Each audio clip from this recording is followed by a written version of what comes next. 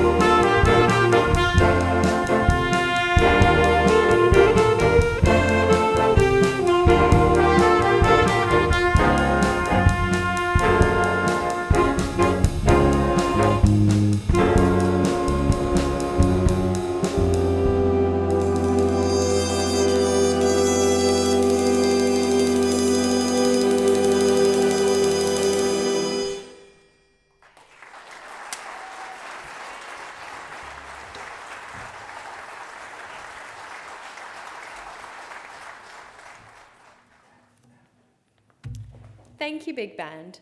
We have 5 graduating Year 12 students whose final band showcase is tonight, and to give us some insight into the experiences they have shared together, I would like to invite Emily Hinwood and Molly McNeil up to the lectern.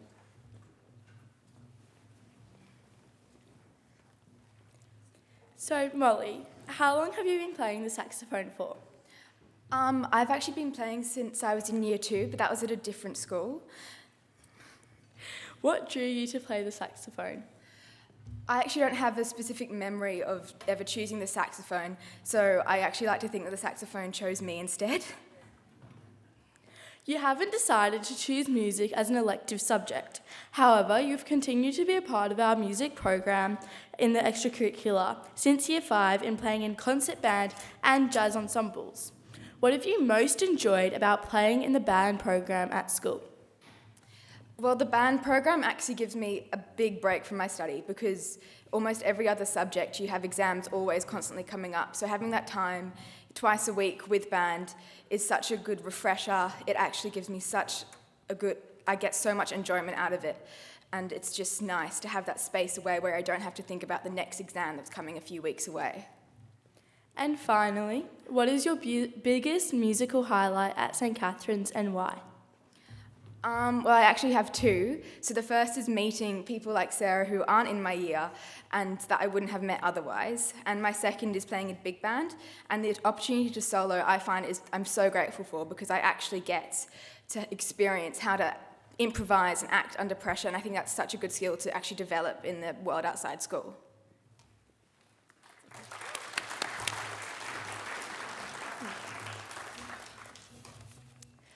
Emily, you are currently studying Music 2 and Extension Music for your HSC and play in the school orchestra, Symphonic Winds and Wind Quintet. When did you start learning to play flute and why did you choose the instrument? Well, in year 4, Eleni and I actually had a musician come in to primary school and they let us try out all these different instruments and I got to try out the flute and it was the smallest and the shiniest and little year 4 me thought that was really special. So now we're playing it. What and who inspires you to pursue music? All of the music department has been amazing throughout the years. Miss McCowage, Miss Kay, Mr. Streeter have helped me and their own passion for music has led me to find my own passion for music. They've been really good and inspiring. My flute teacher, my bassoon teacher, they've all been really inspiring. I'm very lucky. Do you ever struggle to find time to practice and how do you make this fit into your busy schedule? I have, and I still do. I've found practicing in the morning or coming to school earlier in the morning, staying back after school has really helped. Also using my studies, which I know the younger girls don't get to do yet, but you can look forward to that.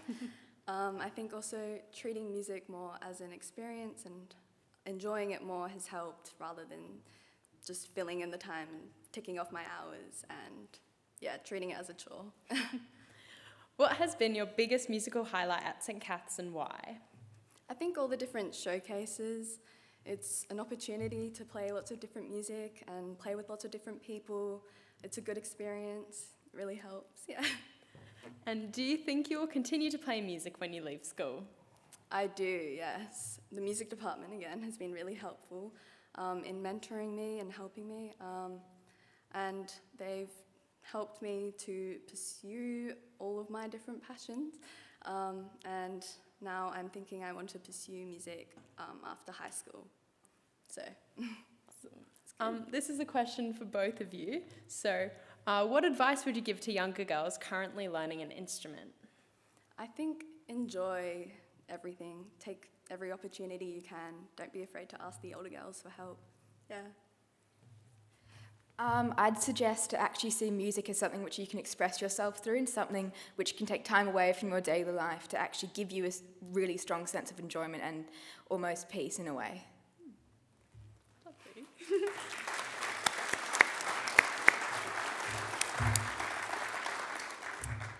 Thank you, Emily and Molly, for sharing these insights with us.